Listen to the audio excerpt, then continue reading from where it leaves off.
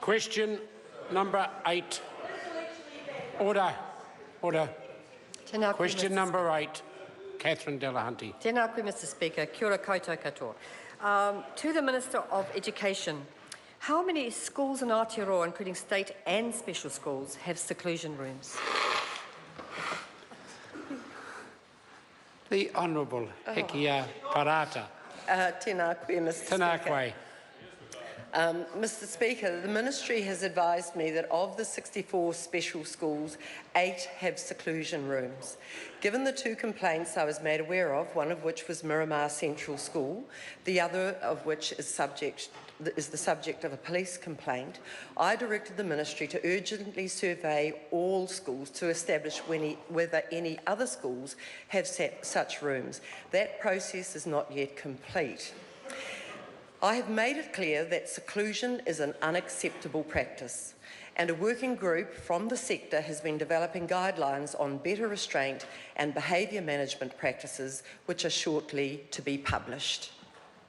Supplementary. Supplementary question, Catherine Delahunty. Given that the Minister has known about the usage of a seclusion room at Miramar Central School since July 28th, why was the room still being used up to September 20? The Honourable Hekia Parata. Mr Speaker, when the Ministry advised me that a complaint had been made, they also advised me that they had commissioned an independent review to gather the facts about the situation in order that action could be taken. Point of order, Mr Speaker.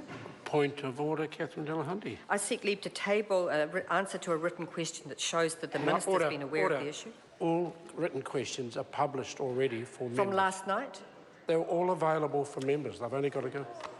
All right. Sorry, I just need to check. It's not one that's been issued to the member and it's within the 3-day period, is it? Yes, it is. Oh, then I do apologise. On that basis, I will put the leave. It may be informative to members. Leave us sought to table the answer to a written question that has not yet been published to all members. Is there any objection to that course of action? There is none. Supplementary. It can be tabled. Thank you. Supplementary question, Catherine Delahunty. Supplementary. Given that she has described seclusion rooms as intolerable, why has the Ministry been working on unenforceable guidelines for at least the last 18 months? The Honourable Hekia Parata. Mr Speaker, the sector wanted to take the approach of how do they improve the professional practice of schools, given that they have been working to eliminate this process of the confusion between time-out for restraint and seclusion. And because boards are required under the National Administration Guidance number 5 to provide a safe physical and emotional environment for students, it was expected that these guidelines would assist boards to carry out the responsibility they already have. Supplementary. Supplementary question, Catherine Delahunty. Will the Minister... Order. We need to be able to hear the question. Catherine Delahunty. Does the Minister believe it is lawful... Does the Minister believe it is lawful under health and safety laws to have a locked room with no means of escape during an emergency in school buildings? The Honourable Hekia Parata. Mr Speaker, it's not a matter of belief, it's a matter of fact. It is unacceptable, and there are cases in regards to laws amongst our 2,500 schools where they fall foul of them. This is absolutely an instance of it. It is unacceptable. Awful either. Why don't you do something? Supplementary. Order. If the member has further questions, she rises to her feet, she calls for supplementary. I'll give her the opportunity, but she doesn't need to engage in a conversation. Does the member have a further... I have a further supplementary. Then we'll hear it. Supplementary question, Catherine Delahunty.